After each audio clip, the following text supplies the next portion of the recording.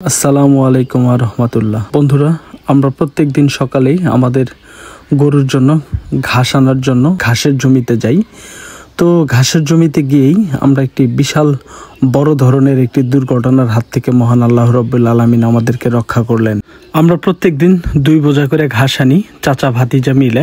হুট করেই ঘাস কাটতেছি, ভাতিজা দিছে দৌড়।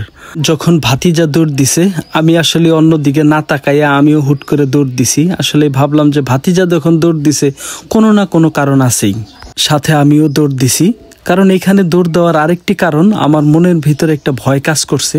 কারণ এখানে এই জমির সাথে কবরস্থান। আমি ভাবছিলাম যে হয়তোবা এখানে প্রত্যেক দিন গ্রামের 1 দিন 2 দিন 3 দিন পর পর কেউ না কেউ মানুষ মারা যায়, এখানে কবর দেয়।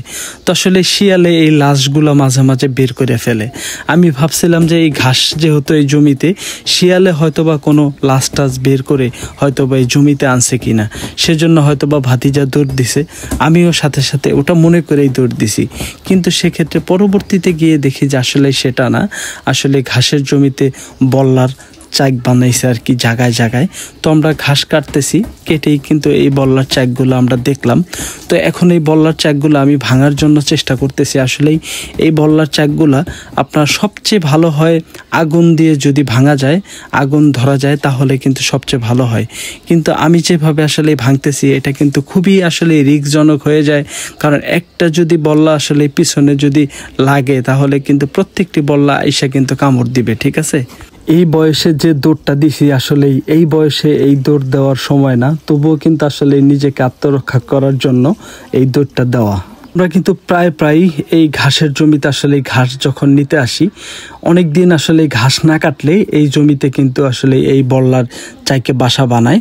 তো আপনারা যারা নিজেদের ঘাসের জমি আছে, তারা কিন্তু আসলে একটু খেয়াল করে এই ঘাসগুলা কাটবেন। কারণ এই বল্লার চাকগুলা আপনার যদি কামড় দেয় তাহলে কিন্তু অবস্থা খুবই খারাপ।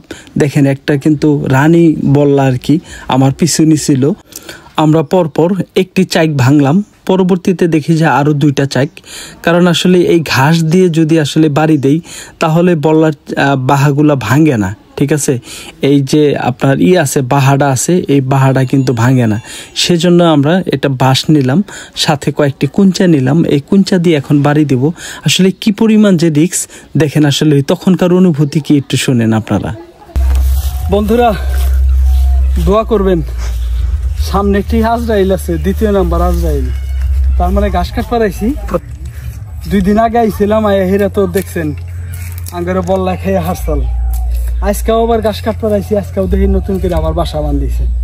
তো আজকে আর কি প্রস্তুতি, আগে কইলাম যে বল্লার চাকটা ভাঙ্গি, তারপরে হইলে ঘাস কাটা। এখন অনুযায়ী যামু, গেতেই ভয় করতেছে। যাই দেখি আল্লাহ যদি বাসা রাখে চাকটা ভাঙমু, কিবা করে ভাঙ্গি এই মজাদার ঘটনা আপনার করে দেখান। কিন্তু আপনারা দোয়া করবেন আমরা যেন কামড় না দেয়।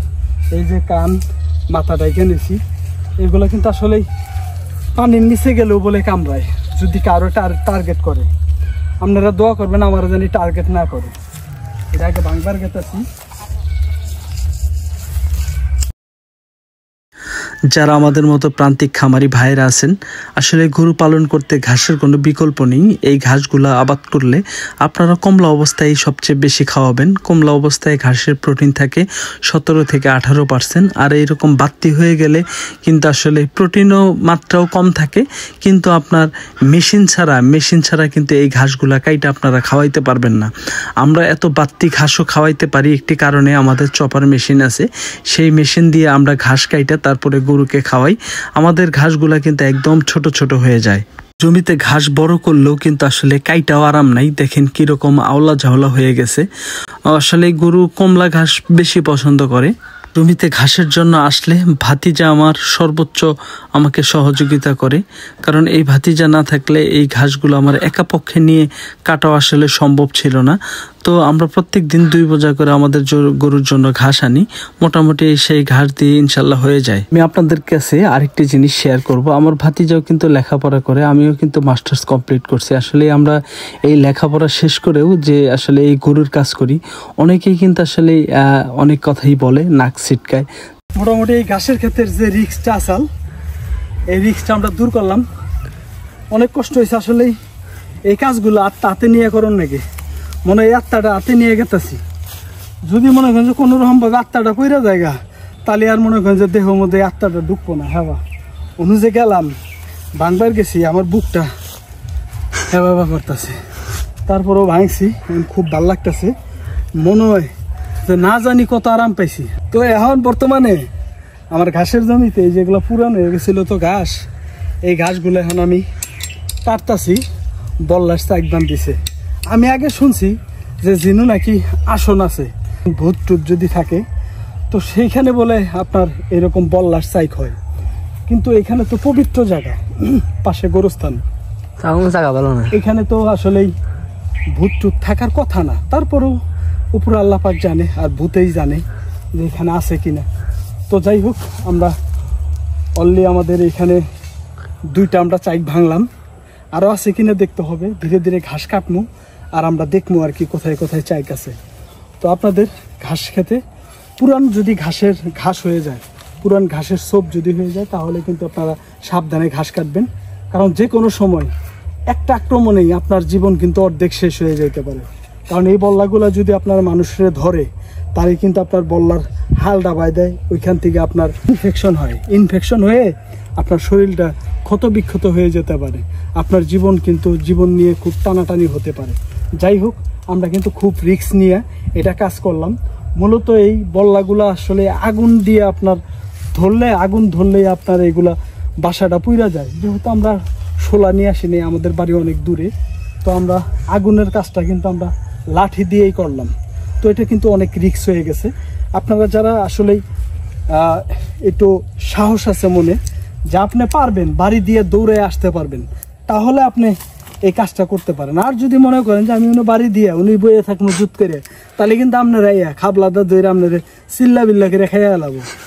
তো দর্শক ভালো থাকবেন। আজকে আমাদের এই ঘাস কাটার ভিডিওটি যদি আপনাদের ভালো লাগে, তো আমাদের ভিডিওতে একটি লাইক দিবেন, আর নিত্য নতুন ভিডিও পেতে আমাদের চ্যানেলটি সাবস্ক্রাইব করে আমাদের পাশে থাকবেন। আসলে এত লেখাপড়া করেও কিন্তু আসলে চাকরি বাকরি না করে খামারের পিছে পড়ে আছেন কেন?